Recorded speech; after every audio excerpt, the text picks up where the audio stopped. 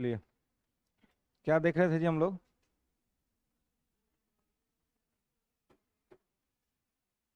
Supreme court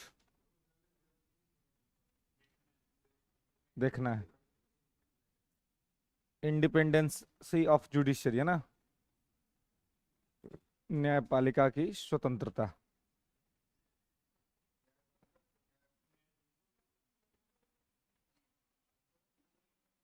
तो उसको न्यायपालिका कर लीजिएगा, है ना। सर्वोच्च न्यायालय के हम्म तो न्यायपालिका कर लेंगे उसको। ठीक है।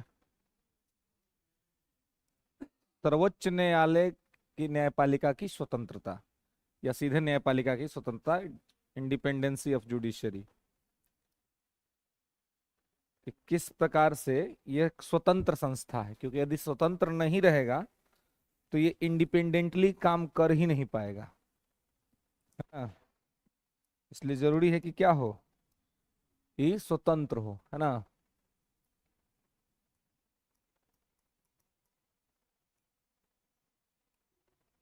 चलिए, तो लिखेंगे कि सर्वोच्च न्यायालय एक संघीय न्यायालय है। सर्वोच्च न्यायालय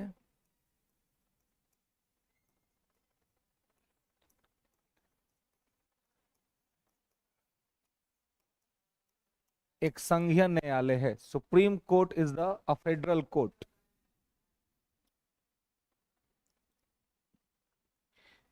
यह भारत में अपील का अंतिम न्यायालय है।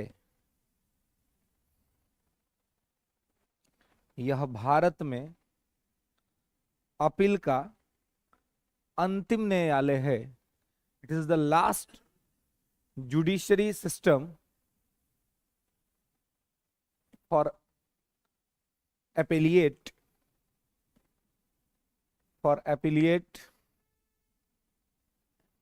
In India. यह भारत में अपील का अंतिम न्यायालय है। मतलब कि लास्टली अगर आप कहीं अपील कर सकते हैं इंडिया में, तो कहाँ कर सकते हैं? सुप्रीम कोर्ट में कर सकते हैं। ठीक है। नेक्स्ट है कि यह मौलिक अधिकारों का गारंटर है। Is the guarantor of the fundamental right. यह मौलिक अधिकार का गारंटर है। It is the guarantor of the fundamental right. ठीक है। मौलिक अधिकार का गारंटर या संरक्षक है। ठीक है। और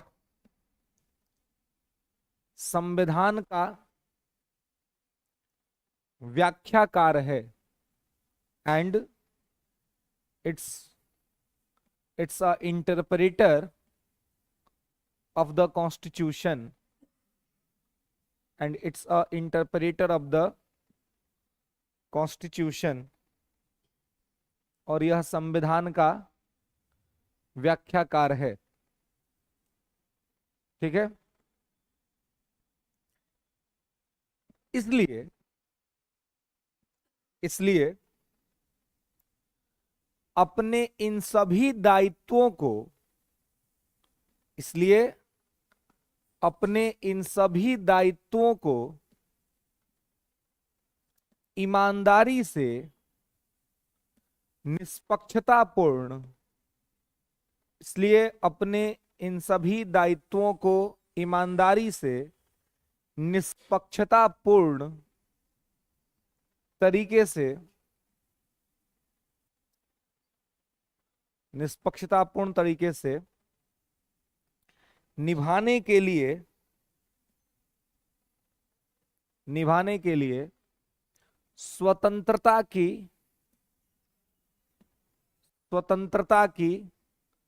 आवश्यकता है। स्वतंत्रता की आवश्यकता है।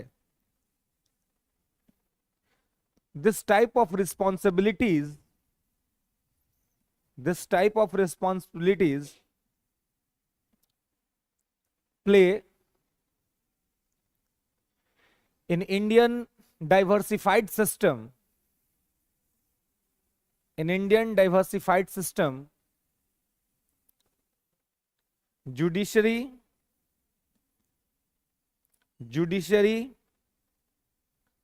have rights to independency.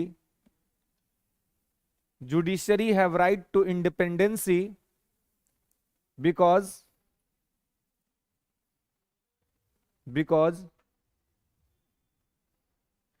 it is the protector of the constitution. Because it is the protector of the constitution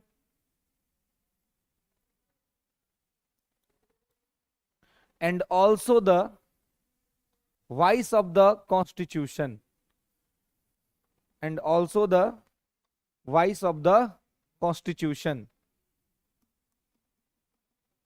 एक लाइन आप ऐड कर लेंगे अपने हिंदी में कि यह संविधान की आवाज है, यह संविधान की आवाज है। ठीक है।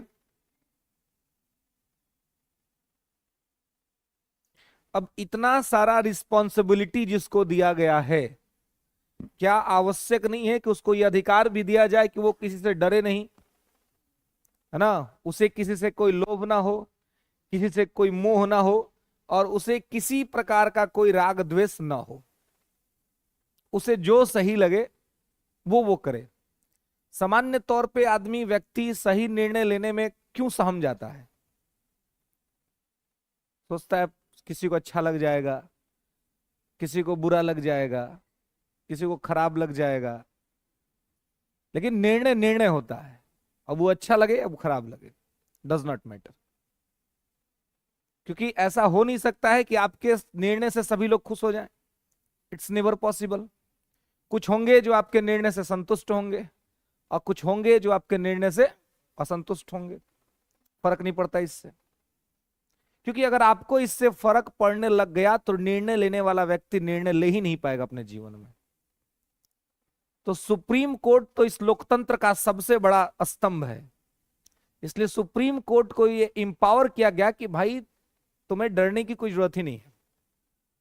ना तुम्हें कोई पद से हटा सकता है, ना तुम्हारा कोई वेतन रोक सकता है, तुम्हारी मर्जी है, तुम्हारे नियुक्ति का तरीका तुम्हारे हाथ में है, तुम्हारा ऑफिस तुम्हारे कंट्रोल में है, एवरीथिंग इन योर हैंड, सारा चीज तुम्हारे हाथ में है, तो इसलिए तुम्हें डरने की आवश्यकता नहीं है। तो संविधान बनाने वाले लोगों ने सोचा कि भाई न्यायपालिका न्याय स्थापित करेगी, तो न्याय स्थापित करने वाली संस्था को हमें पावर ऐसा देना चाहिए कि उसे किसी से कोई डर ना लगे, वो डरे नहीं कि उसे कोई हटा देगा या कुछ कर देगा। तो इसके लिए संविधान में न्यायपालिका के स्वतंत्रता का प्रावधान किया गया कि कौन कौन सी चीजें हैं जिससे कि न्यायपालिका दबाव में आ सकती है। तो उन सभी चीज को या तो न्यायपालिका के हाथ में दे दिया गया, या फिर उसमें यह कर दिया गया कि अगर कोई निर्णय लिया जाएगा तो न्यायपालिका पर उसका कोई खास असर नहीं पड़ेगा। तो इस प्रकार से यहां पर चीजों को स्थापित किया गया। तो अब वो क्या पॉइंट्स हैं जिनसे इनकी इंडिपेंडेंसी जो है वो सुनिश्चित होती है? मुख्य परीक्षा के अंदर में बहुत बार यहां से प्रश्न पूछा गया है कि न्यायपालिका की स्वतंत्रता से आप क्या समझते हैं, और न्यायपालिका की स्वतंत्रता को स्थापित करने वाले कारक कौन कौन से हैं, है ना, वो कौन कौन से पॉइंट्स हैं जिससे ये स्पष्ट होता है कि जुडिशरी इंडिपेंडेंट है। ठीक, तो आइए लिखेंगे थोड़ा सा। Some most important points in the Indian Constitution, some most important points in the Indian Constitution to ensure the independency of the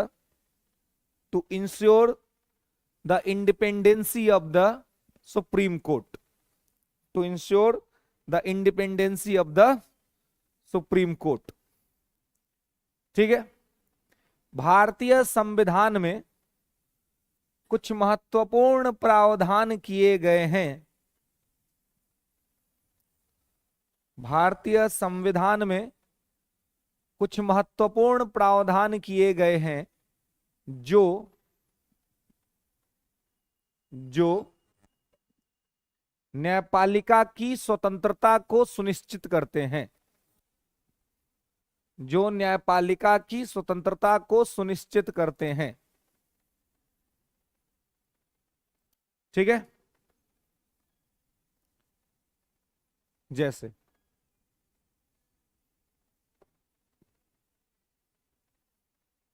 जैसे नियुक्ति का तरीका, process of appointment, process of appointment, process of appointment. Next, दूसरा लिखेंगे नियुक्ति का तरीका। दूसरा, कार्यकाल की सुरक्षा, प्रोटेक्शन ऑफ टेन्योर,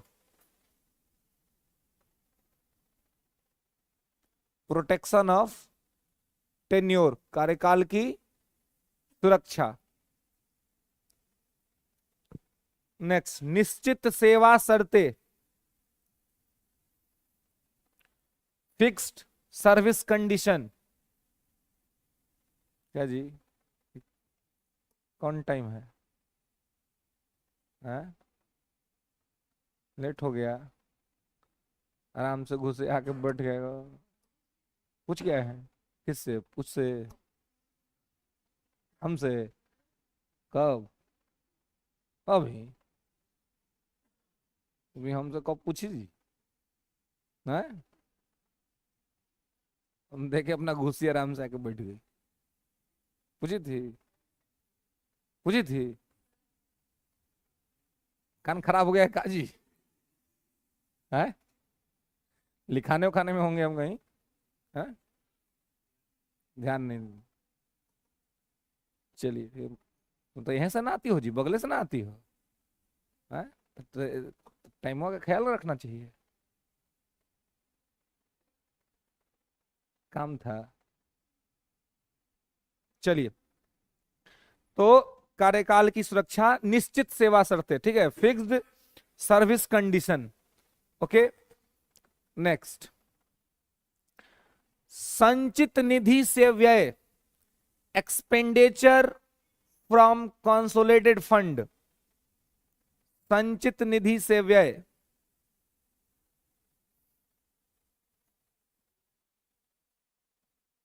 ठीक है, नेक्स्ट, न्यायाधीशों के आचरण पर कभी भी बहस नहीं किया जा सकता,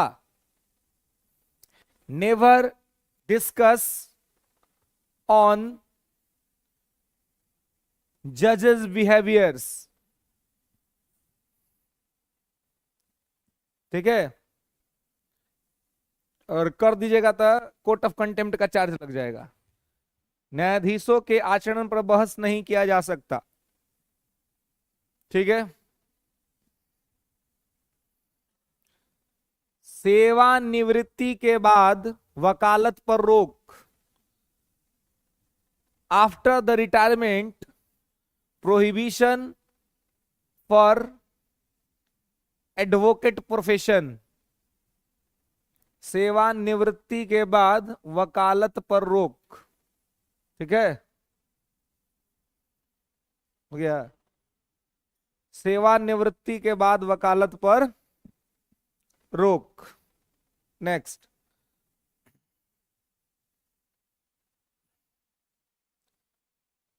अपनी अवमानना पर दंड देने की शक्ति, अपनी अवमानना पर दंड देने की शक्ति,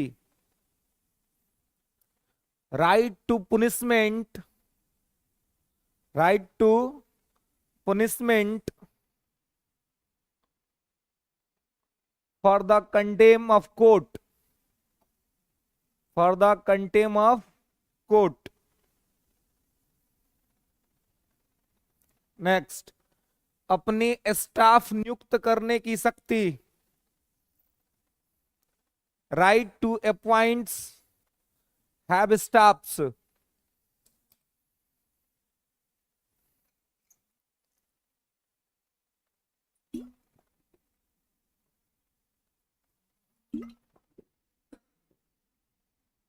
कार्यपालिका से पृथक्करण,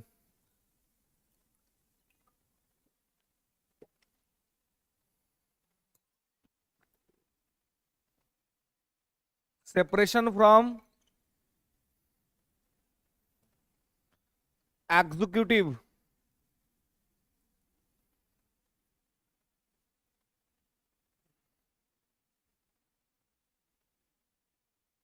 ओके। चलिए, तो अब ये कुछ कुछ पॉइंट्स हैं जिनको थोड़ा डिटेल में समझ लीजिए कि भाई इसमें क्या आपको बताना है। तो पहला आपने लिखा नियुक्ति का तरीका, तो आप ऑलरेडी पढ़ चुके हैं। जजेज की जो नियुक्ति किया जो तरीका है वो क्या है, कॉलेजियम व्यवस्था, है ना, कॉलेजियम व्यवस्था, ठीक है। तो नियुक्ति के तरीका में लिख लेंगे कि जजेस always appointed by the collegium system, न्यायाधीशों को कॉलेजियम व्यवस्था के तहत नियुक्त किया जाता है, न्यायाधीशों को कॉलेजियम व्यवस्था के तहत नियुक्त किया जाता है,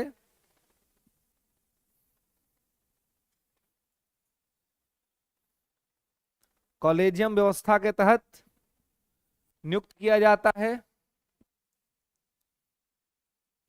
जो इसे नियुक्ति की प्रक्रिया में, जो इसे नियुक्ति की प्रक्रिया में पूरी तरह से स्वतंत्र रखता है, जो इसे नियुक्ति की प्रक्रिया में पूरी तरह से स्वतंत्र रखता है, which is provision completely independent,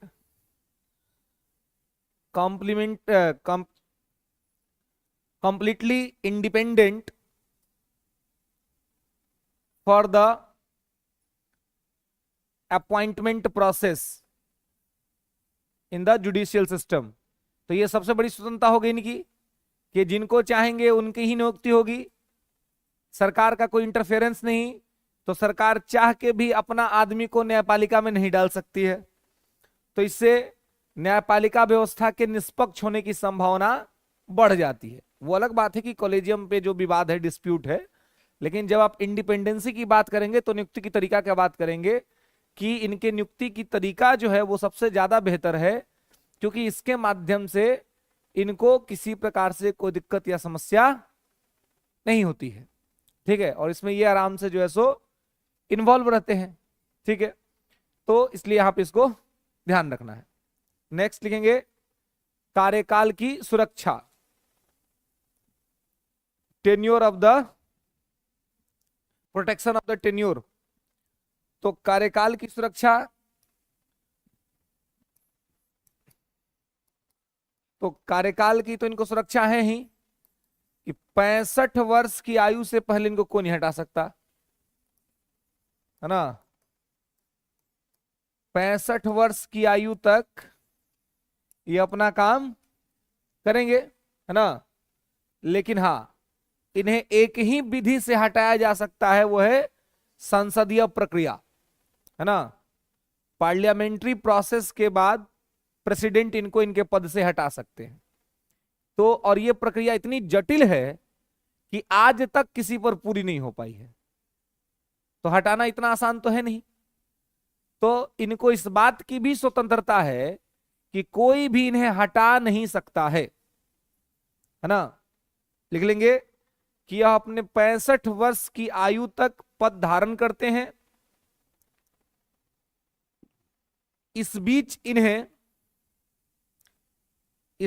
इन्हें केवल और केवल संसद के सिफारिश पर ही,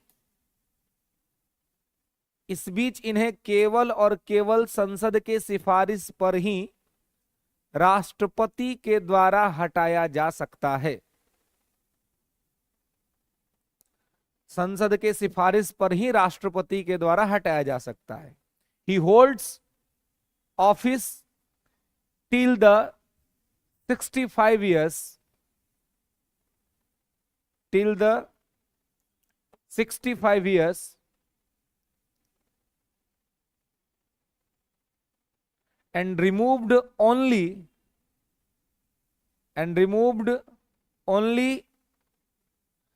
after the proposal passed by the parliament,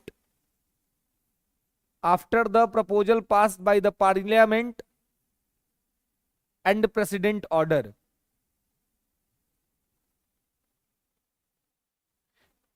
But which provision is the very complex,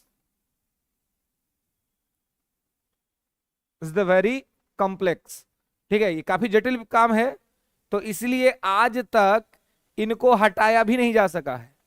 तो इनको इस बात की भी स्वतंत्रता है कि कोई इनको हटा नहीं सकता है, और हटाने भी जाइएगा तो संसद के दोनों सदन से 2/3 बहुमत से पास कराना पड़ेगा प्रपोजल, तब ना हटाइएगा।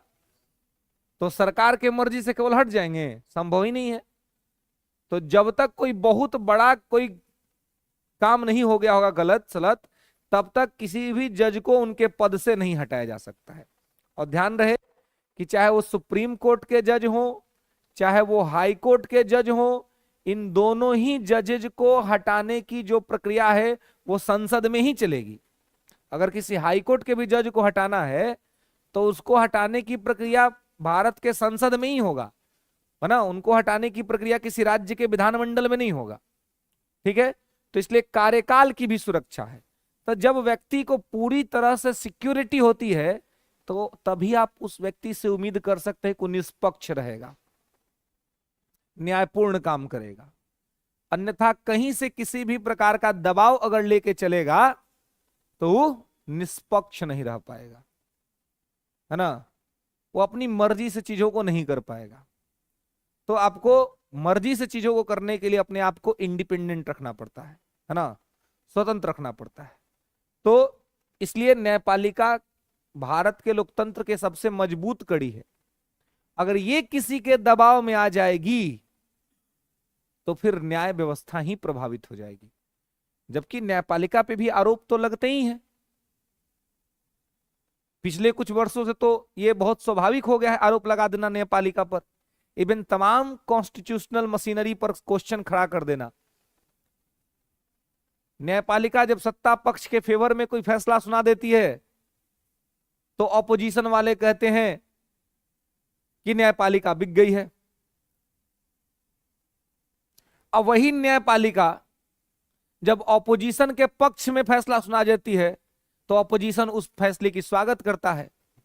इलेक्टोरल बॉन्ड पे खूब बात हुआ कि भाई इलेक्टोरल बॉन्ड पे तो सुप्रीम कोर्ट ने उपाय कर दिया सरकार का, बहुत अच्छा लगा विपक्ष को ये बात। लेकिन वही सुप्रीम कोर्ट जब धारा 370 में जम्मू कश्मीर के राज्यपाल के द्वारा लिए गए एक्शन को सही माना तो देश के विपक्ष ने कहा कि कोर्ट जो है वो सरकार के कंट्रोल में है। तो जस्टिस कभी भी कांस्टेंट नहीं होता है। जब न्याय होगा तो किसी ना किसी के पक्ष में तो जाएगा, और जब किसी के पक्ष में जाएगा तो जिनके पक्ष में नहीं गया उनको लगेगा कि हमारे साथ अन्याय हो गया, और जिनके पक्ष में गया उनके साथ न्याय हो गया। लेकिन इस बात से जुडिशरी को कोई फर्क नहीं पड़ता जी, वो इतना नहीं सोचती। क्यों नहीं सोचती? कि उसको यह भी अधिकार दिया गया है कि उसके बारे में सड़कों पर गलत सलत बात अगर कर दिया और कंप्लेन हो गया तो कोर्ट ऑफ कंटेम्प्ट का चार्ज लग जाएगा। आदमी सही निर्णय लेने में क्यों डरता है आजकल? अरे हम कोई निर्णय ले लेंगे, हम कुछ बोल देंगे, हम कुछ कह देंगे तो कोई मेरे बारे में गलत बातें कर लेगा। मेन दिक्कत ही होती है ना आदमियों की, नहीं ले पाते हैं। कर ले कोई गलत बात, क्या फर्क पड़ता है? कर ले कोई अच्छा बात, क्या फर्क पड़ता है? अगर आप इस थिंकिंग लेवल पे पहुंच जाएं कि कोई आपके बारे में अच्छी बातें करे, कोई आपके बारे में बुरी बातें करे, उससे कोई फर्क नहीं पड़ता। फर्क इस बात से पड़ना चाहिए कि आप जो कर रहे हैं वो कितना सही है और कितना गलत है। अगर आप सही कर रहे हैं तो आप करिए, कोई दिक्कत नहीं है। क्योंकि दुनिया को सेटिस्फाइड आप कर ही नहीं सकते। दुनिया को सेटिस्फाइड करने के चक्कर में रहिएगा, आप खुद को अनसेटिस्फाइड करके छोड़ दीजिएगा। असंतुष्टि की भाव इतना आपको जकड़ लेगी कि आप कुछ कर ही नहीं पाइएगा। तो व्यक्तियों को तो इतनी सुरक्षा कोई दिया नहीं है, लेकिन सुप्रीम कोर्ट को दिया है। और वो इसलिए दिया है क्योंकि सुप्रीम कोर्ट यदि किसी के दबाव, किसी के कहने, किसी के बहकावे में आ गई, किसी के इमोशन, किसी के एक्सप्लॉइटेशन में अगर पड़ गई, तो इस देश का जो 144 करोड़ की जो आबादी है वो फिर दिक्कत हो जाएगी उसको। क्योंकि उसका आज भी एक ही उम्मीद है, वो है कोर्ट। गांव हो, शहर हो या विश्व में कहीं पे भी हो, किसी भी देश में हो, कहीं कोई घटना घटती है तो वहां का आदमी कहता है कि हम आपको कोर्ट में देख लेंगे। मतलब कि न्यायालय पे लोगों का भरोसा है। लोग जुडिशरी पे बिलीव करते हैं, लोग मानते हैं कि जुडिशरी हमें जस्टिस देगी। लेकिन हमारी जुडिशरी के साथ एक समस्या है, जस्टिस तो होता है लेकिन जस्टिस डिले होता है। तो देरी से न्याय मिलना भी एक प्रकार का अन्याय है, ये नहीं होना चाहिए। Justice delay, justice deny. अगर आप देरी से न्याय कर रहे हैं, अब किसी ने अपने 20-22 की उम्र में कोई अपराध किया और केस इतना लंबा खिंच गया कि उसको सजा मिल रहा है 58 वर्ष की उम्र में, तो अच्छा है उसके लिए, फिर बढ़िया है, आप आराम से जेल में अपना टाइम निकाल लेंगे। वैसे भी बुढ़ापा का टाइम घर में काटना तो मुश्किल ही होता है, जेल में ज्यादा अच्छा कटेगा। क्योंकि जेल में किसी का डेथ नहीं होना चाहिए, जेल में किसी को कोई दिक्कत नहीं होनी चाहिए। जेल में तबीयत खराब होगा तो सरकार इलाज कराएगी, घर में होगा पता नहीं कराएगा कि नहीं कराएगा सब, लेकिन जेल में तो कराएगी इलाज, वो तो है, सिक्योरिटी है वहां पर। तो वहां थोड़ी सिक्योरिटी ज्यादा हो जाती है। खैर, तो कार्यकाल का भी इनको सुरक्षा, इनको इस बात का भी डर नहीं है कि हमको कोई पद से हटा देगा, इसलिए सरकार के खिलाफ भी कोई फैसला लेने में इनको कोई दिक्कत नहीं होता है। नेक्स्ट है निश्चित सेवा शर्तें, फिक्स्ड सर्विस कंडीशन। तो फिक्स सर्विस कंडीशन, अब देखिए, अब ये भी तो एक डर कहता है ना आदमी को। मान लीजिए कि आप कहीं पर नौकरी कर रहे हैं, ठीक है ना, अब वहां पर आपका निश्चित सेवा शर्तें हैं, अब वहां आपके सामने कुछ गलत हो रहा है, तो आप डर से नहीं बोलिएगा। क्यों? क्योंकि अगर हम कहीं बोल दिए तो हमारा सेवा शर्त खत्म कर दिया जाए, हमारा पैसा कम कर देगा, हमको बंगला दिया रहने के लिए बंगला ले लेगा, हमको गाड़ी दिया है चलने के लिए गाड़ी छीन लेगा। रहता ना, लोग को सिक्योरिटी रहती है, लोग ईमान बेच देते हैं, बोलते ही नहीं है, फिर छोड़ देते हैं कि जाओ भाई। क्यों? डर किस बात का है कि जो मालिक है वो मालिक छीन लेगा, इस बात का डर है। तो कोर्ट को कहा गया कि भाई तुम मत डरना, कभी तुम्हारी सेवा शर्तें कोई तुमसे छीन ही नहीं पाएगा। तुमको जो वादा किया गया कि तुमको 2,80,000 देंगे तो तुमको देंगे, किसी की हिम्मत नहीं कि कोई छीन ले। तुमको वादा किया तुमको घर देंगे देंगे, तुमको वादा किया तुमको गाड़ी देंगे देंगे, तुमको बिजली बिल देंगे, तुमको सब कुछ देंगे, तुमको सैलरी अलाउंसेस के अलावे फ्लाइट का टिकट, ट्रेन का टिकट, सब टिकट तुमको देंगे, इसमें से कुछ कम नहीं करेंगे। अब तुम खेल खुल, जो तुमको मर्जी है वो तुम करो। अब इस तरह की जब सिक्योरिटी रहेगी तो डर लगेगा किसी को? किस बात का डर? जब हमारे सारा चीज हम मेरे हाथ में है, हमसे कोई सुविधा हमसे कोई छीन ही नहीं सकता है, तो हम क्यों करेंगे कुछ? तो ये चीज भी दिया गया है कोर्ट के जजेज को कि भाई आपकी निश्चित सेवा शर्तें हैं और आपके सेवा शर्त कभी भी कम नहीं किया जाएगा किसी भी स्थिति में, एक्सेप्ट फाइनेंशियल इमरजेंसी। अगर मान लीजिए कि वित्तीय आपातकाल आ गया तो वैसे समय में तो सबका सेवा शर्त कम हो जाएगा, बाकी दूसरा ऐसा कोई कंडीशन नहीं होगा कि आपकी सेवा शर्तें कम कर दी जाए। ठीक है, इसमें लिख लेंगे कि सर्वोच्च न्यायालय के न्यायाधीशों की सेवा शर्तें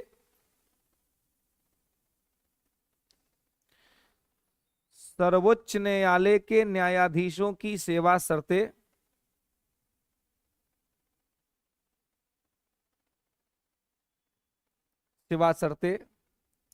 किसी भी स्थिति में कम नहीं की जाएगी सिवाय वित्तीय आपातकाल के supreme court जजेज, supreme court जजेज service and condition never minimise, never minimise during his, never minimise during his service accept, accept financial emergency. मतलब वित्तीय आपातकाल ही एक ऐसा समय होगा जब इनका सेवा शर्त कम हो सकेगा, अन्यथा दूसरा कोई ऐसा फेज नहीं है, दूसरा ऐसा कोई टाइम नहीं है जिस टाइम में इनकी सेवा शर्तें कम की जा सके या उसको मिनिमाइज किया जा सके। हाँ,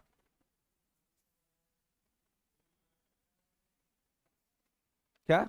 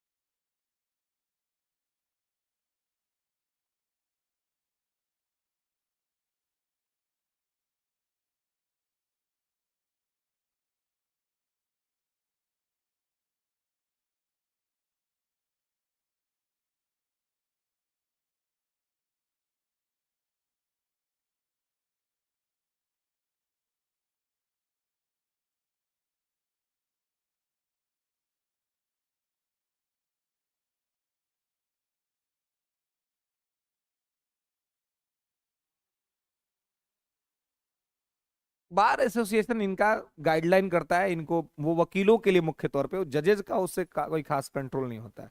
बार एसोसिएशन का काम वकील लोगों के लिए है, वकीलों को डिग्री देता है, वकीलों को लाइसेंस देता है, उनका लाइसेंस रद्द करता है। जजेस से उनका कोई खास ये नहीं है।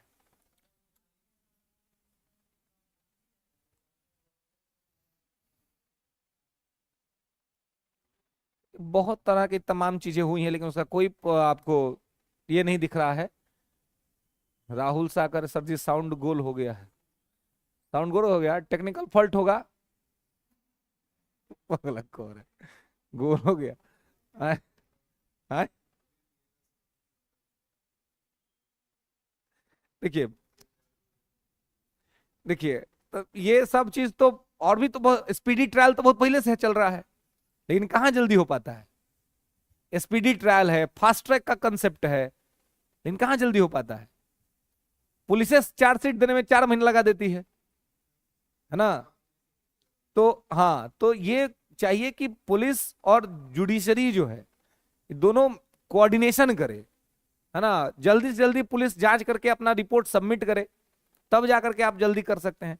कानून बना देने से केवल थोड़ी हो जाएगा, कानून तो सरकार बनी हुई की है।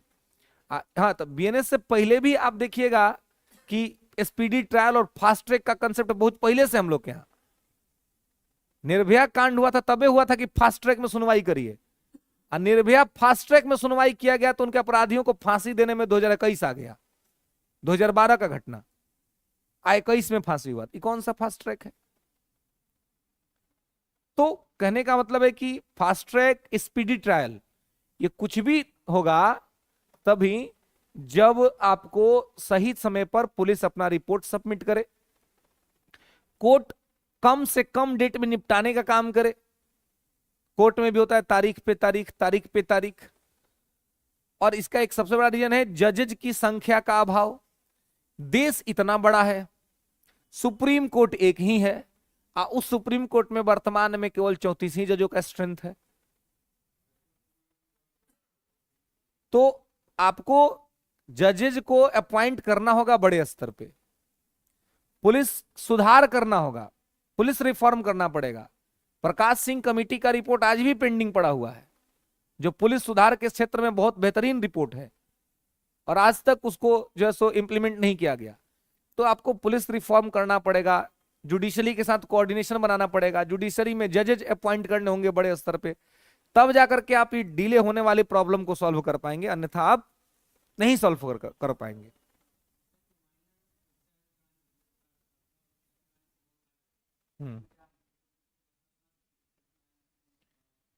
जब फंडामेंटल राइट पढ़ा रहे थे तो कहाँ थे? तो उसमें तो बताए थे।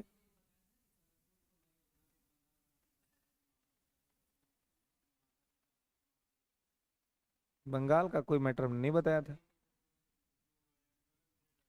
हमने आपको बताया था आर्टिकल 20 में अपराध के संबंध में दोष सिद्धि से संरक्षण, प्रोटेक्शन अगेंस्ट कन्विक्शन में, कि अपराध के समय जो सजा होगा वो दिया जाएगा। तो अभी माइनर के लिए जो है एक एडल्ट्री का जो केस है, तो एडल्ट माना जाता है 18 प्लस पे, कि 18 प्लस होके अगर आप कोई क्राइम करते हैं तो आप माइनर नहीं है।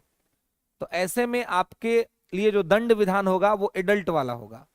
लेकिन आप माइनर हैं और आपने कोई बहुत बड़ा कांड कर दिया, बहुत जघन्य अपराध कर दिया, तो 2016 में सरकार ने कानून में बदलाव किया है, और सरकार ने ये किया है कि अगर 16 वर्ष का कोई बच्चा है, वो अभी एडल्ट नहीं हुआ है माइनर में, लेकिन क्राइम कर दिया, बहुत बड़ा हिंसक क्राइम, बहुत मतलब वायलेंट वो क्राइम कर दिया, तो ऐसी स्थिति में भले ही वो माइनर है, लेकिन उसके साथ जो उसको दंड दिया जाएगा वो एडल्ट वाला दिया जाएगा। लेकिन सबको नहीं, जिसका बहुत खराब अपराध का प्रकृति है उसको, सबको नहीं। ठीक है। क्या पूर्णिया में, पुणे में क्या हुआ है? हाँ हाँ हाँ, बच्चे माइनर मारा है।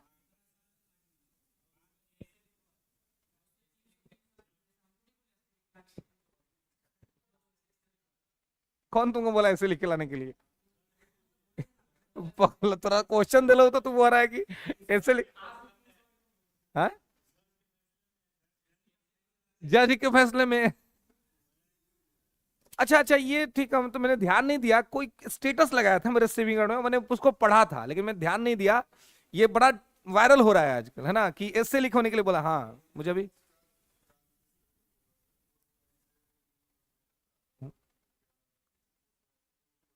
हाँ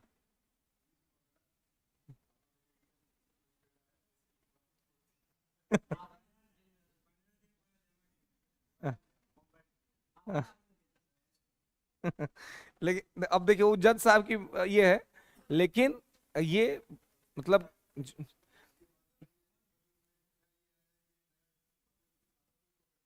हाँ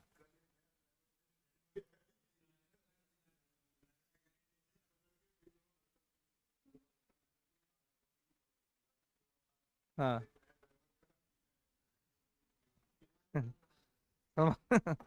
लेकिन देखिए ये कोई अगर माइनर भी है और अगर बहुत हिंसक क्राइम करता है ना। हम्म। तुम्हारा पास ये सब न्यूज है काजी? हाँ, तो मैं तो बहुत ज्यादा सोशल मीडिया मेरे पास नहीं, एक ही को मीडिया सोशल मीडिया पे व्हाट्सअप है, तो उसमें हम कल देखे, दो तीन कल ही शाम में कोई कोई लगाया हुआ था, तो सब है प्रणाम। ये इंस्टा फेसबुक और टेक्सबुक पगला, ये सब के हम उपाय कर देते हैं जी। ये सब नहीं चलाया जाता है। हाँ, निगेटिव आया है, बिल्कुल। तो देखिए अब भ्रष्टाचार तो हर जगह है ना। अब वो तो जो व्यक्ति काम कर रहा है, जो जांच कर रहा है या जो हियरिंग कर रहा है, वो कितना निष्पक्ष है, इस पर चीजें डिपेंड करती हैं कि व्यक्ति कितना निष्पक्ष है। लेकिन कानून जो है वो यही है। अब इसमें कि अब इस कानून को इंटरप्रेट या सिचुएशन की व्याख्या तो जज साहब ही करेंगे ना, वो वही देखेंगे, क्योंकि यहाँ पे कानून में कहा गया कि हिंसक होगा तो बहुत ज्यादा। अब हिंसक का क्या पैमाना होगा, मतलब किस लेवल पे आप बहुत बड़ा हिंसा मानेंगे और किस पैमाने पर आप मतलब कम हिंसा मानेंगे, अब ये तो कानून डिसाइड करेगा और ये जजेस डिसाइड करेंगे। कानून का एक ही लाइन है कि बहुत ज्यादा हिंसक अगर होता है तो हम ये करेंगे। मतलब ना तो एग्जाम्पल कोई कानून में लिखा हुआ है और ना कोई एग्जाम्पल जज साहब बताते हैं। तो अब उनकी च्वाइस है और उनकी अंडरस्टैंडिंग है कानून को लेकर के, सिचुएशंस को लेकर के, कि वो किस तरह का दंड किसे देते हैं। ठीक है, लेकिन हाँ वकील पे भी कि वकील क्या दिखलाता है, लेकिन वकील से बड़ा है कि जो आपका केस रिकॉर्ड कर रहा है, जो भी बहस होता है कोर्ट के अंदर में वो डायरी पर होता है। डायरी पुलिस लिखती है, वकील का इतना भूमिका है कि वो बचा ले चाहे वो सजा दिलवा दे अपने बहस के माध्यम से। लेकिन जज साहब देखते हैं डायरी, कि डायरी में क्या लिखा हुआ है ना। और डायरी में अगर चीजें जो है वो इस तरह से कुछ आती हैं तो उसकी के आधार पर वो फैसला करते हैं कि डायरी में क्या धारा लगा है, किस आधार पर लगा है। तो ये सब चीज अपने आप में बहुत इंपॉर्टेंट होता है, सिग्निफाइड होता है। अब ये जज के लिए और पुलिस के लिए और वकील साहब के लिए, इन लोगों के लिए बीच का ये सब मैटर होता है कि कब किस स्थिति में क्या फैसला लिया जाता है। ठीक है, लेकिन ये फैसला लिया जाना कि निबंध लिख करके और छोड़ दिया जाए, तो ये फैसला मतलब रिव्यू होना चाहिए, पुनर्विचार होना चाहिए कि भाई किस तरीके से इस फैसले को दिया जा सकता है। जबकि अपराध में अगर मर्डर हो चुका है, 2 लोग मारे गए हैं, तो ऐसी स्थिति में तो अपराध तो हुआ है और बड़ा अपराध हुआ है। अब किसी का जान चला जाए, इससे बड़ा अपराध क्या हो सकता है ना। अब लेकिन देखिए समझना ये है कि आखिर हमारे समाज में ऐसी घटनाएं घट क्यों रही हैं। मतलब एक होता है कि आप अपराध खत्म करना चाहते हैं या अपराधी खत्म करना चाहते हैं, तो दोनों अलग अलग चीज है। सामान्य तौर पे हमारा प्रशासन जो है वो अपराधी खत्म करता है, अपराध नहीं। लेकिन हमें प्रयास करना चाहिए कि हम अपराध खत्म करें, अपराधी नहीं। अपराध खत्म कर देंगे तो अपराधी स्वतः खत्म हो जाएंगे, लेकिन हम अपराधी खत्म करेंगे तो अपराधी और ज्यादा पैदा हो जाएंगे। अपराध एक विचार है और अपराधी एक व्यक्ति है। ताकतवर व्यक्ति नहीं, विचार होता है। विचार को मारना होगा, विचार कैसे मरेगा। तो विचार को मारने के लिए आपको एक तो ऐसा माहौल देना पड़ेगा, ऐसे सिचुएशंस देने पड़ेंगे बच्चों को कि आजकल सब ज्यादा क्राइम बच्चों के हाथों ही हो रहे हैं, बच्चे ही क्रिमिनल बन रहे हैं। क्यों बन रहे हैं? हम अब आप क्रिमिनल क्यों नहीं बनेंगे? हमारे जनरेशन में लोग क्रिमिनल क्यों नहीं बने? आज के जनरेशन में क्रिमिनल लोग क्यों बन रहे हैं? ये it's completely responsible to the climate, है ना, कि आपका क्लाइमेट क्या है। अब ने कहा कि भाई इंस्टाग्राम फेसबुक, मैं पूरा फेसबुक का कानून जानता हूं, पूरा इंस्टाग्राम का कानून जानता हूं लीगली कि कहां क्या नहीं है, लेकिन मैं यूज नहीं करता क्योंकि मुझे लगता है कि मेरे लिए वो ठीक नहीं है। ठीक नहीं क्या मतलब वेस्ट ऑफ टाइम है। राहत जो लोग, ये जो कुछ कुछ आदमी सब आता है ना, कहता है दुनिया से जुड़ाव का चीज है, दुनिया से जुड़ते हैं, दुनिया से ये होता है वो होता है, दुनिया की खबरें पता चलती हैं। भैया दुनिया की खबरें देने के लिए न्यूज चैनल है, दुनिया की खबरें देने के लिए न्यूज़पेपर है। लेकिन ये जो फेसबुक है और जो इंस्टाग्राम है, ये सब किस काम में आ रहा है ये तो आप लोग देख ही रहे होंगे। रील्स के लिए, फोटो को लगाने के लिए, कहां किस पार्टी में गए हैं वो दिखाने के लिए पड़ोस को, अगल बगल के लोगों को।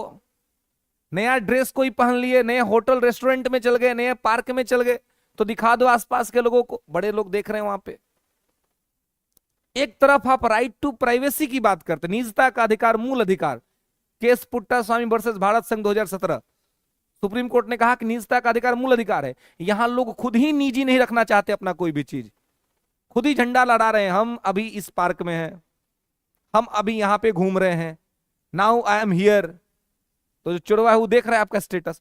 अगर किसी को यहाँ चोरी करना है तो ज्यादा नहीं, बस उसका स्टेटस वाच करिए, आदमी खुद ही बचा देगा कि कब घर पे हैं कब बाहर हैं। घर से निकलने के बाद हर एक मूवमेंट को लोग सोशल मीडिया पे अपडेट करते हैं। आप ठीक से वाच करिए, आपको पता चल जाएगा कि कब घर हैं कब बाहर हैं। जब वो कह रहे हैं कि I am here then I am there, है ना, है ना, हम हियर हैं तो वहां पहुंच गया, वो देयर जाके अपना खाली उली करके आ गया, अब आप पहुंचिए देयर, है ना। तो देखिए, जितना सकारात्मक प्रयोग नहीं हो रहा है उससे ज्यादा नकारात्मक असर डाल रहा है। अब मॉनिटरिंग बॉडी कोई है नहीं, ऐसे ऐसे अपराध और ऐसे ऐसे क्राइम हो रहे हैं आज के समय में, और उसका रीजन है सोशल मीडिया। दिक्कत यह है कि चलाने वाले लोग को उस कानून के बारे में पता नहीं है, उस अपराध के बारे में पता नहीं है। ऐसे एक मैटर आया था कि 13-14 साल का एक लड़का था, वो फेसबुक चला रहा था और फेसबुक में वो ऑस्ट्रेलियन गर्ल से किसी से वो चैट कर रहा था। चैट करते करते उसको वीडियो कॉल आता है, वो वीडियो कॉल पे बात करने लगता है, और वीडियो कॉल पे बात करते करते कुछ ऐसे सीन क्रिएट होते हैं वहां पर जो कि असामाजिक होते हैं, और वो ऑटोमेटिक रिकॉर्ड हो जाता है। और वो अपना लैपटॉप बंद किया, चैट वैट करके कंप्लीट बंद किया, बंद करके अपना नाश्ता पानी पिया, और जैसे आता है तो अब उसके फेसबुक पे उसको मैसेज आना स्टार्ट हो गया कि ये देख लो,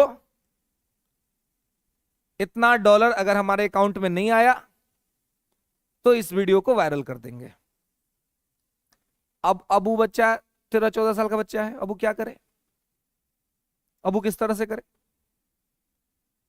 और ये तो मतलब फिर पुलिस प्रशासन में गया, फिर ये चीजें कंट्रोल में हुई। ये तो उस बच्चे की बात बता रहा हूं मैं, लेकिन ऐसा हमारे आपके समाज में भी घटना घट रहा है। और मैं आपको बताऊं कि एक स्टूडेंट था, अभी से 1-1.5 साल पहले 2 साल पहले, इसी यही संस्था की मैं बात बता रहा हूं, उस बिल्डिंग में संस्था चलती थी। तो जैसे मेरा आदत है ना, कोई अनुपस्थित होता है तो मैं पूछ बैठता हूं कि भाई क्यों नहीं आए थे कल। तो एक लड़का था जो ठीक ठाक था पढ़ने में, और 15-20 दिन से लगातार वो नहीं था, नाम उसका याद है मुझे लेकिन मैं वो सर्कुलेट नहीं करूंगा नैतिक तौर पे, लेकिन वो नहीं आ रहा था, अचानक से आया। तो आया, हमने बोला यार क्या दिक्कत होगी, तुम इतने दिन से एब्सेंट क्यों थे, मुंह बनीले था अपना। बोला सर सही नहीं आ पाया, अपना बहाना वाना बनाया। लेकिन उसके फेस के, उसके हाव भाव से, रिएक्शन से समझ में तो आया कि वो सफर कर रहा है, कुछ तो प्रॉब्लम है, उसको हार्ड वाली प्रॉब्लम है। फिर मैं निकला तो मैंने टीम को कहा कि थोड़ा उसको भेजिए, ऑफिस में भेजिए, बुलवाया उसको। तो क्या दिक्कत है तुमको, पहले तो आनाकानी किया, फिर बोला कि सर हम आपसे बहुत हिम्मत करना चाह रहे थे कुछ बात बताने के, लेकिन बता नहीं पा रहे थे। मेरे से स्टूडेंट थोड़ा फ्रेंडली रहते हैं, डांटता मैं हूं बेशक, उपाय भी करता हूं, लेकिन हो जाते हैं फ्रेंडली कि सर ये समस्या है हमारी। बोले बताओ क्या दिक्कत। सब आ जाता है पार्कों में भोरे भोरे खोजते खोजते कि पार्कों में तो जो टहलने आए होंगे। तो अब जो है तो कहीं कोई हम हटिया देते हैं ना, आज जाएंगे तो घेर लेगा झूठो सब बिना मतलब का। तो वो बेचारा बोला कि सर एक दिक्कत हो गई। हमने क्या दिक्कत हो गई है, सेम प्रॉब्लम। उसके साथ दिक्कत ये थी कि उसको यही स्थिति थी, फेसबुक से किसी ने उसका नंबर निकाला, व्हाट्सएप पे उसको वीडियो कॉल आया, और वीडियो कॉल उसने रिसीव कर लिया। रिसीव करने के बाद उधर से अचानक से कुछ वीडियोस प्ले हो गए, और इसके फेस के साथ उस वीडियो को रिकॉर्ड कर लिया गया जी। जस्ट रिकॉर्ड होने के बाद तुरंत थोड़े ही देर बाद उसको एकदम आज तक न्यूज चैनल का ये बना करके, जैसे यूट्यूब पे आता है ना, वैसे बना करके उसको भेजा व्हाट्सएप पर, और कहा कि जल्दी से हमको 15,000 रुपए क्रेडिट करो, नहीं तो हम इसको वायरल कर देंगे। उसने किया, कर दिया, बोला कि अब इसको डिलीट कर दो, बोलेगा ठीक है डिलीट कर देंगे। अगले दिन अब दूसरा कोई फोन कर रहा है, अब कोई कह रहा है कि मुझे 20,000 क्रेडिट करो, नहीं तो हम महिला आयोग में कंप्लेन कर देंगे। उसके बाद कोई फोन करके कहता है कि मैं डीएसपी बोल रहा हूं, करो नहीं तो मैं ये कर दूंगा, मैं वो कर दूंगा। और इस स्थिति में उसने अच्छा खासा अमाउंट कहीं कहीं से जुगाड़ करके देता गया जिससे कि उसको ये हो। अब ऐसी स्थिति में अब वो सफर कर रहा था, अब वो बोले किसको? सोसाइटी के साथ समस्या ये है कि किसी को वो कोई आज कुछ आप बोलने जाइएगा अपना बात, तो लोग पेरेंट्स या लोग हैं जो समझने के बजाय आपको दिक्कत हो जाएगा। अब यही सब स्थिति में आदमी सुसाइडल टेंडेंसी में चल जाता है कि अब वो क्या करे। तो फिर उसने बताया कि सर वो एक आदमी है, वो कह रहा है कि हम डीएसपी बोल रहे हैं और वो हमको अब खोल कर रहा है, ऐसे ऐसे कर रहा है। हम बोले काम करो, फोन लगाओ उस डीएसपी को, फोन लगाओ हम बात करते हैं। तो बोला कि सर बोला है कि किसी से बताना मत, किसी को अगर बोल दिए तो इमीडिएट हम वायरल कर देंगे। हम बोले यही जो तुम्हारा डर है ना, वो उसका हथियार है। ये लोग, इस तरह के लोग, ब्लैकमेलर लोग जानते हैं कि आप डर जाइएगा, आप डर जाइएगा तो आपको ब्लैकमेलिंग करना आसान हो जाएगा। डराते हैं कि घर वालों को दिखा देंगे, फैमिली वालों को दिखा देंगे, दिखा दो, कर दो, क्या दिक्कत है। तो हमने बोला कि ठीक है, और इधर से ही जब फोन लगाए तो फोन उसकी जब मर्जी तभी वो फोन कर सकता था। तो हमने उसको बोला कि इस बार अगर मेरे पे फेथ कर सकते हो तो बस इतना फेथ करो कि फोन आए तो बिना डर के उससे बात करो और उसको बोलो कि ऐसा करिए, आपने जितना पैसा लिया है वो पैसा आप मुझे ट्रांसफर करिए, और मैं अब जा रहा हूं पुलिस में कंप्लेन करने आपके खिलाफ, और अगर आप नहीं करते हैं तो आपकी मर्जी है, आप कर दीजिए वायरल। और उन्होंने कि उसको कहना कि तुम जब वायरल करोगे तो वहां से जैसे ही तुम वायरल करोगे तो तुम्हारा, मुझने उसको लगा कि उसको बस इतना बात बोलना कि तुम जब वायरल करोगे तो वहां से तुम्हारा आईपी एड्रेस मुझे मिल जाएगा, और जब आईपी एड्रेस मिल जाएगा ना तो तुम हो, तुम्हारे 7 पुश्तों में कोई मोबाइल रखने का हिम्मत नहीं करेगा, ये बात याद रखना, और तुम कर दो वायरल। उसके बाद आया उसको रात में फोन, ने कहा हिम्मत करके जो हमने कहा था। तो उसके बाद उसने कहा कि हम अभी आधे घंटे में, तुम देखना सारे न्यूज चैनल पे तुम्हारा न्यूज चलेगा। फिर बोला वो, अब लड़का और परेशान को फोन, सर बड़ा दिक्कत हो गया सर, लगता है साहब बर्बादे हो जाएंगे का। बोले रुक जाओ, पेशेंस रखो थोड़ा, बहुत घबराया हुआ था। तो जो बहुत घबराया था हमारा एक फ्रेंड है विवेक शर्मा, वो अभी डीएसपी है बेचारा, सिवान में पोस्टेड था। तो बोले कि रुको भाई, कहीं सही में भाई किसी का पर्सनालिटी का बात है, बहुत दिक्कत हो जाएगी। मैंने उसको कांटेक्ट किया कि यार शर्मा जी देखो तो इसका क्या दिक्कत है। उसने कहा कि भाई कुछ नहीं होगा इसमें, मैं ऐसा अभी ट्रेनिंग में ही था उस समय, बोला कि मैंने खुद ऐसे बहुत सारे केस रजिस्टर्ड किए हैं। ये डरा धमका करके साइबर क्राइम चल रहा है आजकल, और लोग सोशल मीडिया से पैसा वसूल रहे हैं, उसको निश्चिंत हो रहने को हो, बेफिक्र रहे, कुछ नहीं होगा। आधे घंटे के बाद नहीं किया, तब हमने उसको कहा कि एक काम करो तो हमको नंबर लाओ उसका। फिर हम ट्राई करने लगे अपने फोन से उसको नंबर, 2-3 बार ट्राई किए, एक बार अब लग गया तो रिसीव किया। बोले कहाँ से बात कर रहे हो? बोला दिल्ली से बात कर रहे हैं। बोले वीडियो वार डाला नहीं अभी तक तुम? बोला कौन सा वीडियो? हम बोले अभी जिसको ब्लैकमेलिंग कर रहे थे उसका वीडियो तो डालना था ना जी, डाले नहीं तुम? बोला क्या? मैंने उसके भाई बोल रहे हैं, अब वीडियो डालो। बोले कि हम रिक्वेस्ट कर रहे हैं वीडियो तुम डालो, अगर तुम वीडियो वार डालोगे उसके बाद तुमको हम तुम्हारा औकात बताएंगे कि तुम क्या हो। जितना पैसा लिए हो, अगर वो पैसा वापस नहीं हुआ, उसके अकाउंट में क्रेडिट नहीं गया, तो अगर तुमको लगता है कि तुमको ढूंढना मुश्किल है तो नंबरवा तो है ही ना है। कितना तेज हो तुम, कितना तेज हो, तुम्हारे नंबर से सब कुछ मालूम चल जाएगा।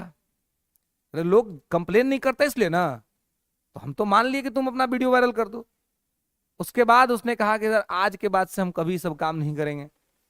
हमने कहा नहीं नहीं तुम करो, करने में कोई दिक्कत नहीं, तो स्वतंत्र देश के स्वतंत्र नागरिक हैं सब लोग, सबका अपना काम करता है, करो जो करना है तुमको, लेकिन जब फंसोगे तो अपना सोच लेना भाई, इसके बाद क्या करना है।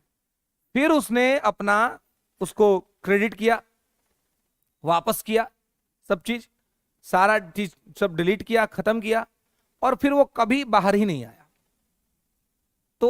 इस तरह के लोगों का सबसे बड़ा हथियार होता है आपका डर। जो भी ब्लैकमेलर होते हैं वो आपको डराते हैं और डरा करके आपसे पैसा वसूलने का काम करते हैं।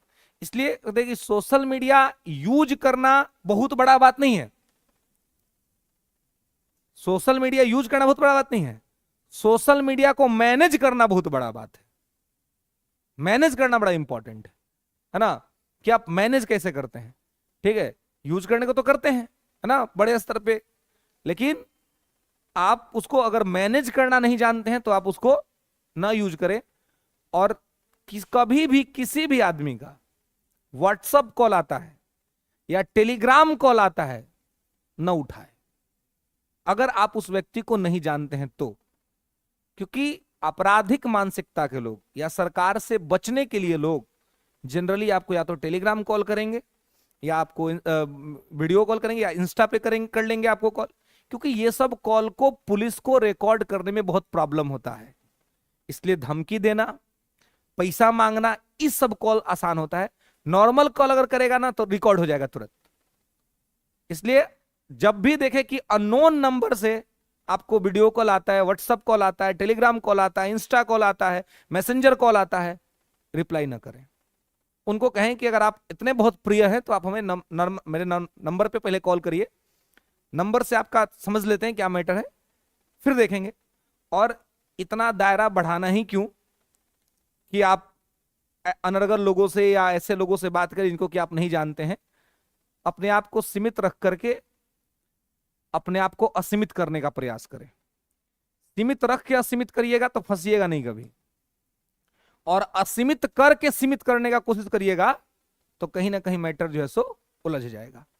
और आज की दुनिया इतनी खतरनाक है कि आपको जीने आना चाहिए कि आपको कैसे जीना है।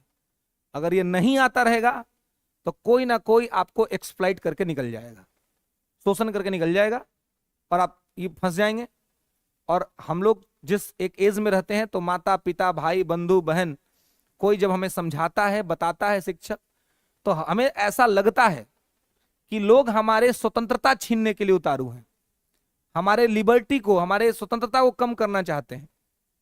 लेकिन कोई आपकी स्वतंत्रता नहीं छीनना चाहता है, बस लोग आपको जिम्मेवार बनाने की कोशिश करते हैं कि आप जिम्मेवार बने। और ये खास करके मैं लड़कियों से कहता हूं कि भाई आप लोग तो सोशल मीडिया जब भी यूज करिए सतर्कता से यूज करिए। माता पिता भाई बंधु कोई घर में अगर कोई आपको मना करता है कि काम मत करिए तो एक आजकल एक दिक्कत है, समस्या है। क्या लड़कियों के साथ मैं साइकोलॉजिकल प्रॉब्लम बता रहा हूं कि अभी समाज आगे बढ़ रहा है तो हम लोग राइट के युग में जी रहे हैं। तो राइट के युग में माता पिता चाहे कोई भी हमारा बड़ा जब हमें कंट्रोल करने की कोशिश करता है ना तो हमें अंदर से ये फील आने लगता है कि हमारी स्वतंत्रता खतरे में है। हमें लगता है कि हमारे माता पिता, हमारे शुभचिंतक हमारा अधिकार छीनना चाहते हैं, लेकिन ऐसा बिल्कुल नहीं है। आपके माता पिता भाई बंधु जो भी अपने हैं वो आपको लेकर के डरे हुए हैं। किससे? समाज से, सिस्टम से। और वो आपको सिक्योर करना चाहते हैं और उसी सिक्योरिटी के नाम पर थोड़ा बहुत वो कंट्रोल करते हैं। तो उस कंट्रोल को आप ये ना समझें कि माता पिता आपको दबा करके या आपको बांध कर रखना चाहते हैं। आप ये समझें कि माता पिता आपका संरक्षण करना चाहते हैं, आपको जिम्मेवार बनाना चाहते हैं, इसलिए वो कर रहे हैं। इसको आप जब पढ़ते हैं तो उससे जोड़ के देखिए कि फंडामेंटल राइट हमें मिला है लेकिन रीजनेबल रिस्ट्रिक्शन के साथ मिला है। हमें घूमने की आजादी है लेकिन कहीं भी घूमने की आजादी नहीं है। ठीक उसी प्रकार से हमें घूमने की आजादी हमारे माता पिता देते हैं लेकिन 8 बजते 9 बजते कहते हैं कि घर पहुंचे कि नहीं पहुंचे। इसका मतलब यह नहीं कि वो हमारे घूमने की आजादी छीनना चाहते हैं। अगर माँ पिताजी भाई बंधु कोई भी आपका अपना है, अगर वो रात को 9 बजे आपसे फोन करके ये पूछता है कि कहां हो, क्या कर रहे हो, तो उसकी मनसा आपका अधिकार छीनना नहीं है। उसको तो बस इतना जानना है उसी बहाने कि मेरा लड़का या लड़की सुरक्षित है कि नहीं है, क्योंकि समाज की स्थिति ऐसी है। तो इस मनोभाव को समझे बिना ही हम अपने पेरेंट को ही अपना शत्रु समझ लेते हैं, जबकि आपका इस दुनिया में सबसे बड़ा कोई हितैषी है तो आपका पेरेंट है। जो आपको सिक्योर रखना चाहता है। इसलिए उनका सम्मान करना, उनकी बातों को समझना और उस मनोस्थिति को समझना बहुत इंपॉर्टेंट होता है। अन्यथा आप न्यूज़पेपर और चीजें पढ़ते होंगे तो आप देखते ही होंगे कि किस किस तरह की स्थिति समाज के अंदर में हो रही है और किस किस तरह का सिचुएशन जो है सो चल रहा है ना। तो इसलिए इस सब चीजों को ध्यान रखना है, सोशल मीडिया यूज करना है, लेकिन जिम्मेवारी से उतना ही यूज करें जितना कि काम है। नहीं काम है तो हम क्यों फालतू का यूज करेंगे। अब हम थोड़ी ना ब्लॉगर हैं। हमारी जो ब्लॉगर है और ब्लॉग बना करके लाखों करोड़ों कमा रहा है, उसके लिए ठीक है। अब जो ब्लॉग देख के अपना टाइम बर्बाद कर रहा है उसके लिए तो खराब है ना है। तो हम क्यों अपना टाइम खराब करें। हम भी कुछ ऐसा काम करें कि हमारे पास पैसा है, तो हमको जिससे पैसा आता आएगा हम उस काम में अपना टाइम देंगे। हम क्यों सोशल मीडिया पे टाइम देंगे। सोशल मीडिया अगर हमारे लिए जहां पर फायदा पहुंचाने लायक होगा वहां पे हम करेंगे। हाँ, हमको कोई चीज ऐड करना है, कोई प्रचार करना है, तो एक अच्छा प्लेटफॉर्म है सोशल मीडिया। सस्ता है और सुगमता है अधिक से अधिक लोगों के बीच पहुंचने के लिए, उसके लिए अख्तियार करेंगे। लेकिन अपना जो मूल चीज है उसको खराब होने का ये जो है सो नहीं करेंगे, क्योंकि वो अधिक खराब हो गया तो फिर बहुत तरह का दिक्कत और समस्या जो है सो होता है। इसलिए जिम्मेवार बनना अपने आप में बहुत अनिवार्य होता है कि किस तरीके से आप जिम्मेवार बन सकते हैं। खैर, तो कौन किस तरह का दंड मिलेगा किसको, ये तो कानून पर ही डिपेंड करता है कि कानून कैसा है और साथ में अपराध करने वाली व्यक्ति की प्रकृति कैसी है, किस प्रकार से रही है। नेक्स्ट लिखेंगे संचित निधि से व्यय। तो ये तो मैंने पहले भी आपको बता दिया था। संचित निधि से व्यय, एक्सपेंडिचर फ्रॉम कंसोलिडेटेड फंड। तो मैंने आपको बताया था कि संचित निधि पर इनका व्यय होता है भारित, है ना। तो जिसका मतलब यही है कि इनके सैलरी और अलाउंसेस में से कमी नहीं की जाएगी, है ना। इनका जो सुख सुविधा है उसमें से कमी नहीं किया जाएगा। लिख लेंगे कि न्यायपालिका पर किए जाने वाले खर्च, न्यायपालिका पर किए जाने वाले खर्च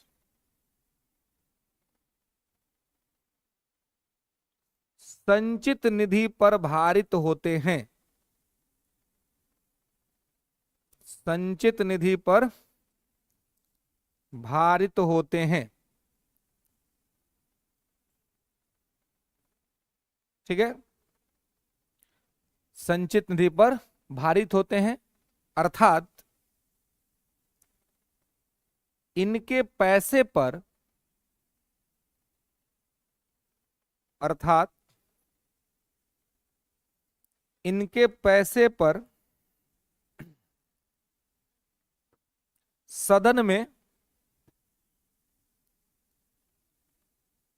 चर्चा तो हो सकता है,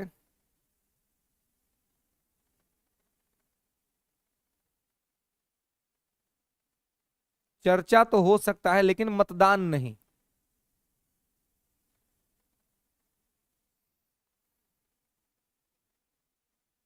ठीक है, judicial expenditure completely depends on consolidated fund, consolidated fund means judicial expenditure, judicial expenditure,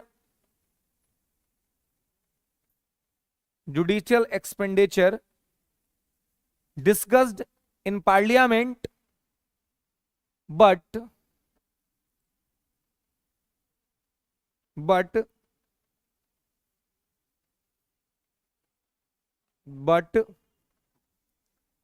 never go through voting system, but never go through voting system। ठीक है, तो कभी भी वोटिंग का व्यवस्था जो है इसमें नहीं होगा। इसका मतलब यही है कि इनका पैसा कभी भी कम जो है सो नहीं होगा। नेक्स्ट, न्यायाधीशों के आचरण पर बहस नहीं।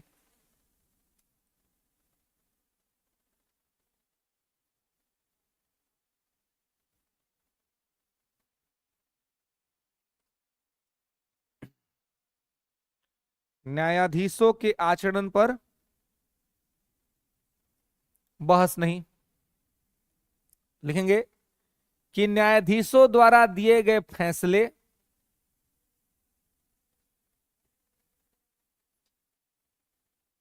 न्यायाधीशों द्वारा दिए गए फैसले अथवा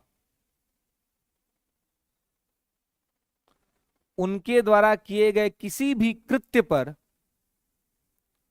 अथवा उनके द्वारा किए गए किसी भी कृत्य पर कोई चर्चा नहीं किया जाएगा। कोई चर्चा नहीं किया जाएगा। संसद में बाहर में भी कहीं पे भी इनके खिलाफ चर्चा नहीं की जाएगी। ठीक है। Under this provision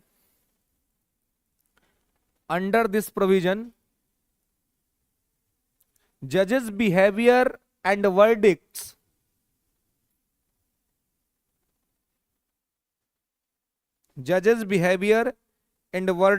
verdicts never discussed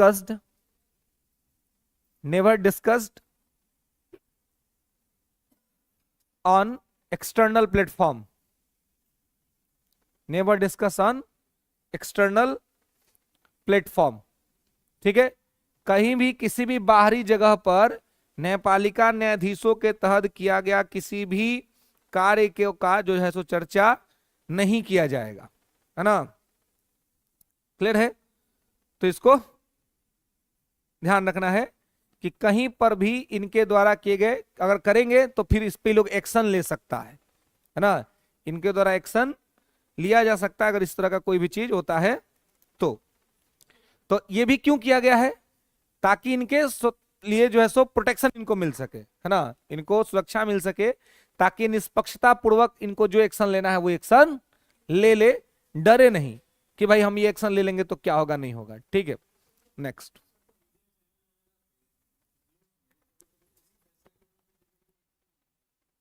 देखिए डिबेट होता है लेकिन बहुत ही शालीनता के साथ।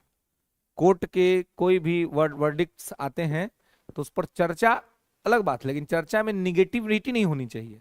आप ये नहीं कह सकते कोर्ट ने गलत कर दिया, कोर्ट ने ये कर दिया, कोर्ट ने। आपने देखा होगा बहुत जटिल ये था, फैसला था जो राम मंदिर पे फैसला आया कोर्ट का।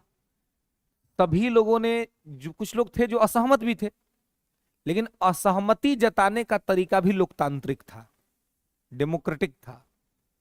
तो अगर कोई चीज अगर आपको लग रहा है कि ठीक नहीं, तो आप कह सकते हैं, उस पर चर्चा कर सकते हैं, लेकिन चर्चा में निगेटिविटी नहीं दिखनी चाहिए, क्योंकि डेमोक्रेसी है, right to speech and expression है, आप उतना नहीं कंट्रोल कर सकते हैं।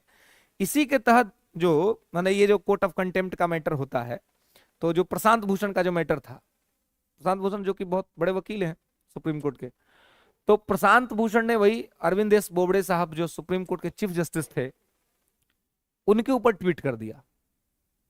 जब वो नागपुर में एक पार्टी विशेष के नेताजी के गाड़ी पर बैठे हुए थे और मास्क नहीं लगाए हुए थे, तो वो फोटो वायरल हो गया कहीं से, उन्होंने उस पर टिप्पणी कर दी। तो टिप्पणी कर देने के वजह से क्या हुआ कि उन पर जो है सो माने एक्शन हो गया, कोर्ट ऑफ कंटेम्प्ट का चार्ज लग गया प्रशांत भूषण पे। उनको कहा गया कि भाई आपको फाइन देना पड़ेगा, लेकिन उन्होंने कहा कि ठीक है तो हमसे ले लो फाइन फिर। तो अब वो तो भाई बहुत बड़े आदमी थे, मतलब कि लॉ के जानकार आदमी, वकील, सुप्रीम कोर्ट में प्रैक्टिस कर रहे हैं। उन्होंने कहा कि हमने कुछ गलत किया ही नहीं है, अगर मास्क लगाने का आर्डर सबके लिए है तो सबके लिए है, वो चाहे आम आदमी हो चाहे चीफ जस्टिस ऑफ इंडिया हो, सबको मानना है। अंतिम में सुप्रीम कोर्ट को अपना ये बचाने के लिए 1 रुपया का फाइन लगाना पड़ा। उन्होंने कहा कि भैया 1 रुपया तो कम से कम दे ही दोगे, सम्मान रख लो कम से कम। तो 1 रुपया का फाइन लगा प्रशांत भूषण पे, उन्होंने 1 रुपया का फाइन दिया। इससे एक चीज साबित होता है कि संविधान का महत्व है कितना देश में, कि अगर आप कानून और विधान को जानते हैं तो चाहे सुप्रीम कोर्ट के जज हो, भारत के राष्ट्रपति हो, भारत का आम नागरिक हो, चाहे कोई भी हो, कानून के सामने सब कोई बराबर हो, किसी को भी कानून का प्रयोग अपने हिसाब से करने का अधिकार किसी को नहीं है। ये यहां पर जो है सो चीज है ना। नेक्स्ट, सेवानिवृत्ति के बाद वकालत पर रोक।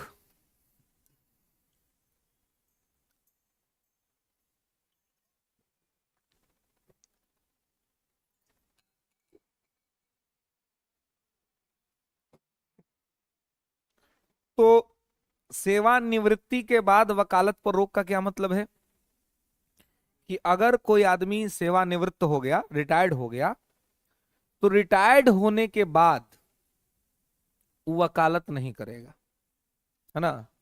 क्योंकि रिटायर्ड होने के बाद यदि वो वकालत करता है तो उस पर एक्शन हो जाएगा, उस पर कार्रवाई हो जाएगा।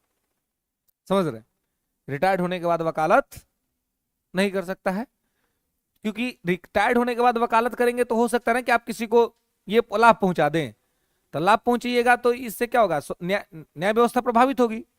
तो यह भी इसीलिए रखा गया है कि आप न्याय को निष्पक्ष बनाया जाए और आप किसी स्थिति में मतलब वकालत ना करें। लिखेंगे कि सेवानिवृत्ति के पश्चात वकालत पर रोक इसीलिए लगाया गया है, सेवानिवृत्ति के पश्चात वकालत पर रोक इसलिए लगाया गया है ताकि न्यायपालिका में न्यायाधीश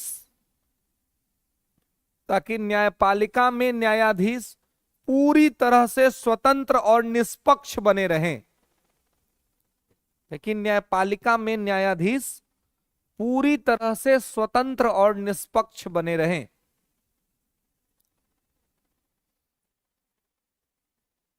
after the retirement, prohibition of the advocate profession, after the retirement, prohibition of the advocate profession, because it's protect Supreme Court judges liberty, because it's protect Supreme Court judges liberty, and it's protect justice system,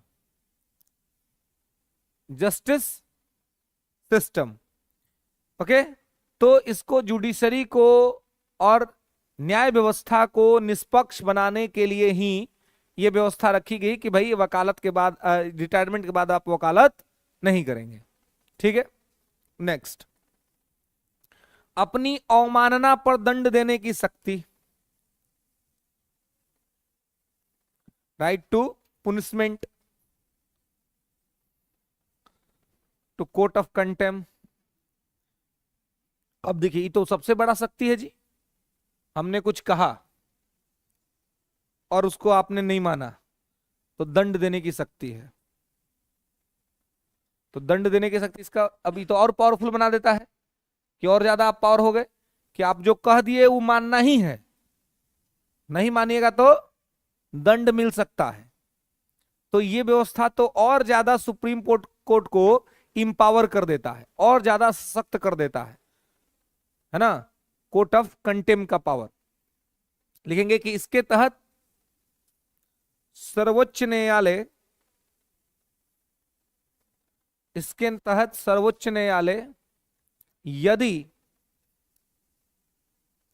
यदि इसके द्वारा दिए गए आदेश को,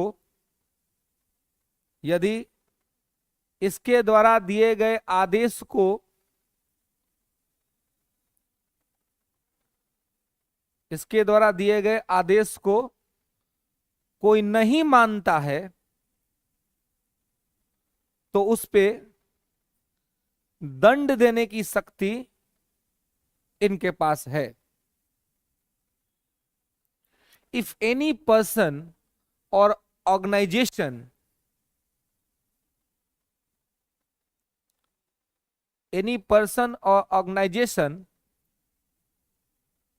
not accept any verdict of the court, any verdict of the Supreme Court, then Supreme Court have power, then Supreme Court have power to punish under the court of contempt charge, under the court of contempt charge. ठीक है, अपने अवमानना पर जो है वो दंड देने की शक्ति है. ठीक है, नेक्स्ट, अपना स्टाफ नियुक्त करने का स्वतंत्रता. अब देखिए, इनको ये भी अधिकार है कि अपना स्टाफ भी ये लोग स्वयं ही नियुक्त करते हैं, है ना. इनको अधिकार है कि ये अपना स्टाफ भी स्वयं अपॉइंट करते हैं.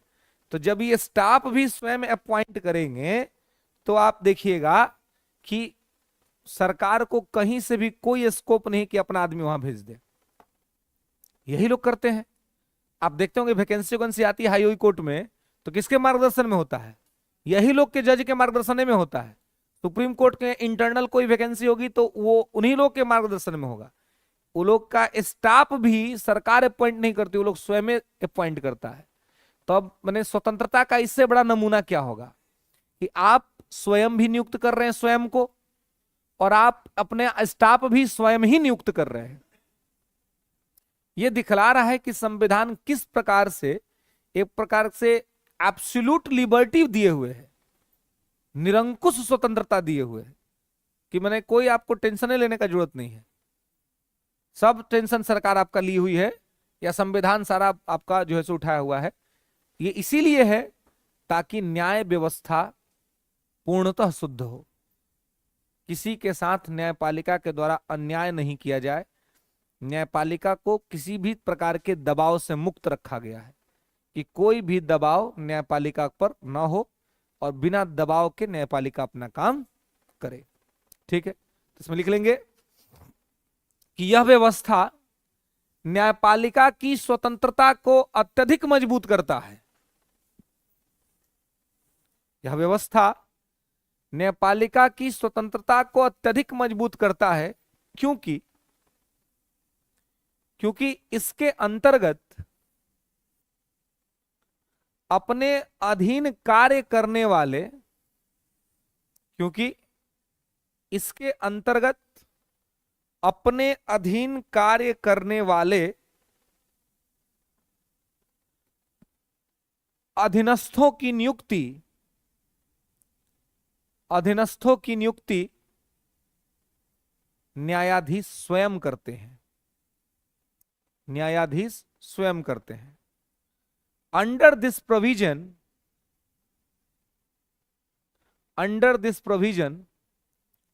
Supreme court more empower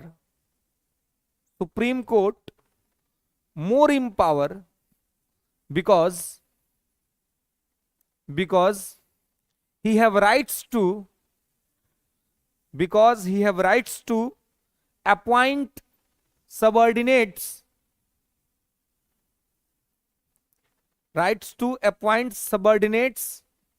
staffs in Supreme Court. Subordinates staff in Supreme Court. That's why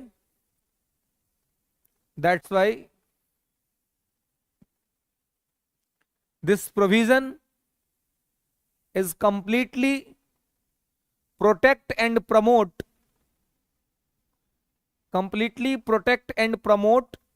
to liberty and independency of the Supreme Court.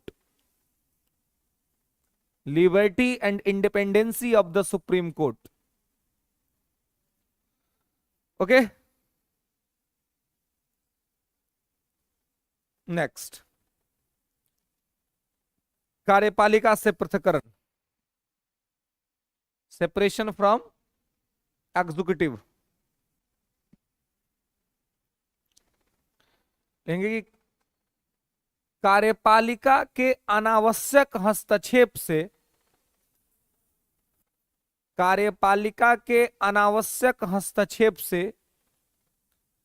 न्यायपालिका को मुक्त रखने के लिए,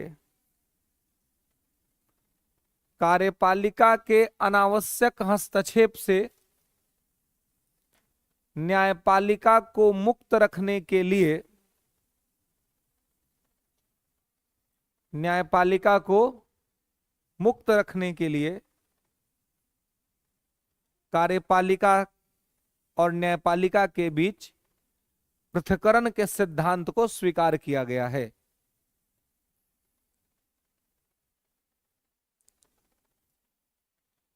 separation from executive, separation from executive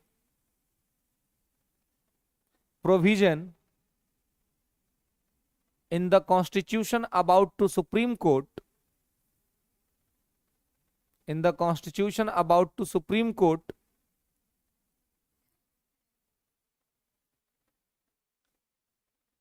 it's prohibit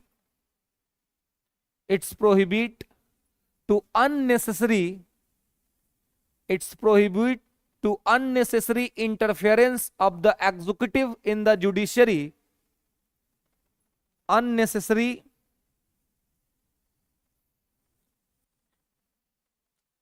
interference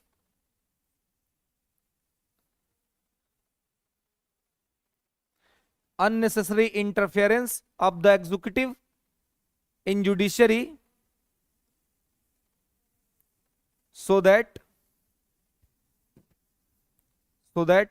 this provision makes sure,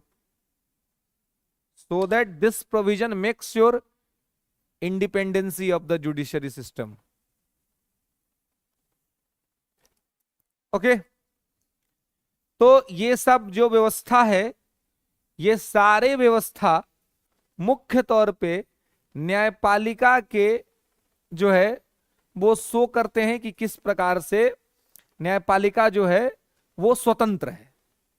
न्यायपालिका पर किसी भी प्रकार का कोई बाहरी दबाव नहीं है, वो हर प्रकार के बाहरी दबाव से पूर्णतः मुक्त है, उसे किसी प्रकार का कोई बाहरी टेंशन लेने की आवश्यकता नहीं है। ठीक है, कोई दिक्कत समझ रहे? हाँ बोलिए। हाँ डीपीएसपी में है, 50 में है, 51 में कहां से हो जाएगा जी? ठीक है ना, रिजल्ट अभी बाद में आएगा। कल क्लास होगा आप लोग का ना, नहीं जा रहे हैं हम वोट देने, ठीक है? कल सब बोल दिए थे मैनेजमेंट वाले, सबको मना कर दिए हैं। हाँ नेट बंद है 5 दिन से हम लोग के यहाँ। अब हम तो, मेरा तो बहुत मन है, और वहां सुप्रीम कोर्ट का आदेश है कि भाई नहीं आना है। अब सुप्रीम कोर्ट का आदेश सर्वोपरि है, पिताजी का आदेश, उनके आदेश को टालने की शक्ति किसमें है? वो कह दिए कि भाई यहाँ का माहौल ठीक नहीं है, माहौल बहुत खराब चल रहा है, रोज कुछ ना कुछ विवाद हो रहा है, रोज कुछ ना कुछ डिस्प्यूट हो रहा है ना? तो इस डिस्प्यूटेड माहौल के अंदर में आने की कोई जाओ ना भाई, बार बार पूछे जाए तो छुट्टी होगा है? तो अब हम लोगों ने पूरा मूड बनाया था कि आज हम लोग जाएंगे, है ना? 2-3-4 लोग थे और भी कि भाई चला जाएगा, चल के भाई डेमोक्रेटिक पावर है ना, उसका यूज करना है। तब तक इतना, अब ये दिक्कत एक तो है, पूरा इंटरनेट बिल्कुल बंद कर दिए हुए, और मतलब 21 तारीख से ही बंद किए हुए हैं, और अभी भी नेट सर्विस नहीं है। अब कल है इलेक्शन, तो कल तो देगा ही नहीं, है ना? तो अब मे भी परसों दे पाए या जब दे पाए, क्योंकि सिचुएशंस जो है सो ठीक होने का नाम नहीं ले रहा है। और ये बताइए, मंद बुद्धि टाइप के लोग हैं जो चुनाव में लड़ लेते हैं, एक दूसरे को हानि पहुंचा देते हैं, एक दूसरे से झगड़ा कर लेते हैं, है ना? ये करने का कोई जरूरत है? ये सब चीज नहीं करना चाहिए, है ना? बताइए, चुनाव जीतेगा कोई, है ना? हमको चाहे आपको चाहे किसी को भी, जो आम आदमी है उसको तो पैसा या नौकरी मिलेगी अपनी योग्यता पे। कोई भी सरकार फ्री में ना तो किसी को नौकरी देने वाली है, ना कुछ देने वाली है। अभी लोग आ जा रहे हैं, जिनके लोग चले गए परिवार के लोग, उनके यहाँ लोग जा रहे हैं, लेकिन चुनाव बाद कोई जाएगा? अब तो उनके घर का परिवार का सदस्य बेचारा चला गया, अब उनको तो बहुत दिक्कत होगा, कष्ट होगा भविष्य में। लेकिन ये सब भावना के आवेग में आकर के लोग गलतियों मतलब गलती कर बैठते हैं, सोचते नहीं है कि उसके बाद दुष्परिणाम क्या होगा उसका, है ना। छोटा छोटा मामूली मामूली बात पर आदमी सब मारा मारी कर देता है, मारा मारी तो करबे करेगा, बंदूकें निकाल देगा, गोली चला देगा। बताइए। और दिन अमेरिका वाला बात आपको बता रहे थे, अमेरिका में नियम है, आराम से आप लेके रिवाल्वर घूम सकते हैं, कोई दिक्कत नहीं है ना, उसका कानून है। और पगला ट्रेन के बोगी हाईजेक कर दिया, फायरिंग कर दिया करा कि कोई नहीं हिलेगा यहाँ से, है ना। तो ये हो जाता है। तो हम लोग के यहाँ तो कोई कोई आदमी को लाइसेंस रहता है ना। तो वो सब आदमी सब निकाल देता है, कितना आदमी तो इलीगले रखता है, अवैध रखता है। लेकिन ये आर्म्स बहुत खतरनाक चीज है ना। आर्म्स एक्ट में सीआरपीसी आईपीसी का सेक्शन 26-27 लगता है, नॉन बेलेबल वारंट। अगर अवैध हथियार पकड़ा गया आपके पास तो बेले नहीं देगा, सबऑर्डिनेट कोर्ट तो बेले नहीं देगा, बेल के लिए आपको हाई कोर्ट जाना पड़ेगा। बहुत परेशानी हो जाता है। माने इतना सब कानून होने के बावजूद भी लोग गलती करने से बाज नहीं आते हैं।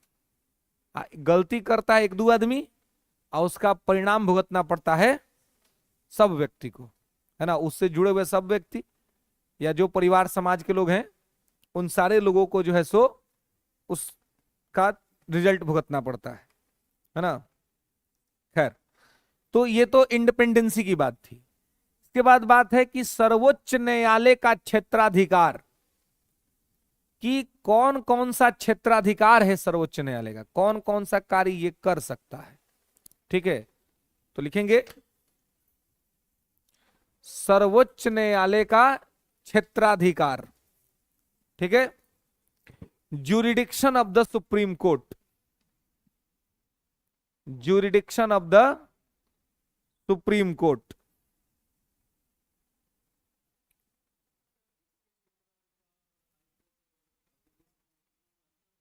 हाँ बिल्कुल, जब हाई कोर्ट पढ़ेंगे तो उसका देखेंगे वहां पे क्या होता है ना। ठीक है, तो जुडिशियल इनका जो क्षेत्राधिकार है, जुडिक्शन है, उसको देखेंगे कि सुप्रीम कोर्ट का क्या जुडिक्शन है। ठीक है, तो लिखेंगे पहला जुडिक्शन मूल क्षेत्राधिकार, original jurisdiction, original jurisdiction. Next, न्यायादेश क्षेत्राधिकार, रिट जुडिक्शन, रिट जुडिक्शन, न्यायादेश क्षेत्राधिकार, रिट जुडिक्शन। अपीलीय क्षेत्राधिकार, एपीलिएट जुडिक्शन, अपीलीय क्षेत्राधिकार, एपीलिएट जुडिक्शन। सलाहकारी क्षेत्राधिकार, एडवाइजरी जुडिक्शन, सलाहकारी क्षेत्राधिकार, एडवाइजरी जुडिक्शन। अभिलेख का न्यायालय, कोर्ट ऑफ रिकॉर्ड, अभिलेख का न्यायालय, court of record. Judicial power of the supreme court, judicial review, judicial review power of the supreme court. न्यायिक समीक्षा की शक्ति सर्वोच्च न्यायालय की। क्या? हाँ, न्यायिक पुनरावलोकन, न्यायिक पुनरीक्षण, न्यायिक समीक्षा, सब एक ही वर्ड है, मतलब एक ही मतलब है। की शक्ति, सर्वोच्च न्यायालय की न्यायिक समीक्षा की शक्ति। ठीक है, तो ये सब जुडिडिक्शन है सुप्रीम कोर्ट के, इनको देखेंगे नेक्स्ट क्लास में। ठीक है, कि ओरिजिनल के तहत क्या क्या होता है, एपिलिएट के तहत क्या क्या होता है, उन सभी चीजों को। यहां तक में कोई दिक्कत, कोई समस्या नहीं ना? ठीक है, कल जो कॉपी जिन लोगों ने जमा की थी मैं यहीं पे अनाउंसमेंट करता हूं, अभी तक कोई कॉपी चेक नहीं हुई है। ठीक है, तो अब हो सकता है आज चेक होगी तो वो कल मिलेगी। ठीक है, अभी यहीं पे रखा हुआ है, मैं लेके गया भी नहीं था। ठीक है।